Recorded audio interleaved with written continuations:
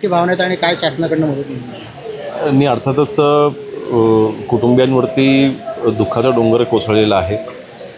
आमची आता प्रायोरिटी हीच आहे की जे 2 गृहस्थ तिकडे अजूनही अडकलेले आहेत तर त्यांना तिथून बाहेर काढण्यामध्ये आमची प्रायोरिटी आहे. आणि आपल्याला माहिती आहे की हा संपूर्ण भाग आहे तो हा सह्याद्रीच्या पायथ्याशी असलेला ही संपूर्ण गावं आहेत. संध्याकाळच्या नंतर कुठलेही बचावकार्य करता येत नाही. प्रचंड पाऊस असतो, अंधारामुळे करता येत नाही. परंतु तरीसुद्धा NDRFची टीम 30 जवान इथे आहेत आणि ते प्रयत्न करत आहेत आणि माझा विश्वास आहे पुढच्या काही तासामध्येच ते सापडतील देखील. पोखलेन देखील आम्ही आणला होता, तो देखील तिकडे खचलेला आहे, तो देखील अडकलेला आहे. बचावकार्यामध्ये पावसामुळे अडचणी येत आहेत, परंतु नक्कीच प्रयत्न आमचे चालू आहे.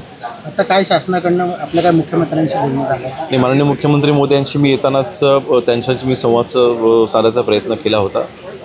परंतु डोंगरखोऱ्याचा भाग असल्यामुळे त्यांच्याशी संपर्क तसा थेट होऊ शकला नाही. परंतु जी काही प्राथमिक चर्चा आमची शासनाची भूमिका आहे त्यामध्ये अर्थातच मी स्वतः इथे आहे, राज्यमंत्री म्हणून देखील, शासनाचा एक प्रतिनिधी म्हणून देखील कुटुंबियांना आणि सगळ्यांना आश्वस्त करू इच्छितो की 100% जे वारसदार आहेत त्यांना योग्य ती मदत देण्यात येईल.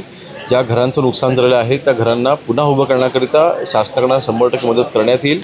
आणि कुटुंबियांच्या पाठीशी ज्यांचं नुकसान झालेलं आहे, ज्यांचं आर्थिक नुकसान झालेलं आहे त्या सर्वांच्या पाठीशी देखील आम्ही शासन म्हणून देखील उभे आहोत आणि शिवसैनिक म्हणून देखील आज ह्या सर्व कुटुंबियांच्यासोबत आम्ही सर्व आहोत. आता स्थलांतराच्या संदर्भामध्ये काय आपल्याला या ठिकाणी शासनाच्या अधिकाऱ्यांनी काय माहिती दिल्यासाठी करावं लागेल? आणि मागील जवळपास 1 वर्षापूर्वी मी या बाबतीमध्ये बैठक घेतली होती आणि त्यामध्ये माझ्या सूचना अशा होत्या की संपूर्ण रत्नागिरी जिल्ह्यामध्ये ज्या ज्या ठिकाणी अशा पद्धतीच्या घटना घडू शकतात अशी शक्यता आहे, अशी ठिकाणांचा एक आराखडा तयार केला पाहिजे. त्या गावांमध्ये जिथे जिथे शासकीय जागा आहेत तिथे आपण स्थलांतरित करायचा प्रस्ताव आपण ग्रामस्थांसमोर ठेवला पाहिजे.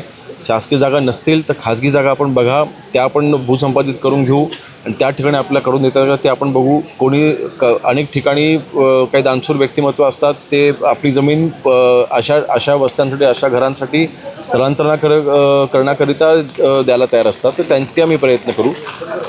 जोपर्यंत जागा उपलब्ध होत नाही तोपर्यंत नक्कीच या बाबतीमध्ये हा पर्याय उपलब्ध होऊ शकत नाही, म्हणून आम्ही त्या प्रयत्नामध्ये आहोत. तर आराखडा पुन्हा आम्ही जिल्ह्याचा ते एक तयार करतो आहोत आणि धोक्याच्या ठिकाणच्या जागा जी घरं आहेत त्यांना स्थलांतरित करायचे यामधून आम्ही प्रयत्न करू.